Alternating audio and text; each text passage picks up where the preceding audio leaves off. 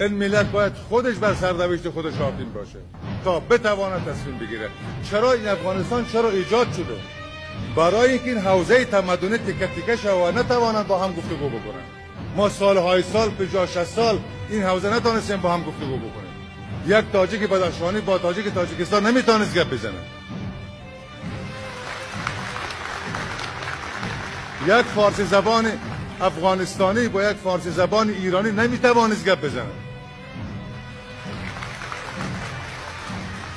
حتی اجازه نمیدادن سفرای تاجیک به این کشورها رفت آمد بکنه. در سراسر قریه ها باید این ایجاد بود. در سراسر محلات باید ایجاد بود. ما خیلی بانک ها داره، بعضی بانک ها تغییر کرد، بعضی نام ها تغییر کرد، نام برخی ولی ها تغییر کرد. شما در کل افغانستان اندک تاجیک سرمایه‌دار هم هست، یک تاجیک بانک جور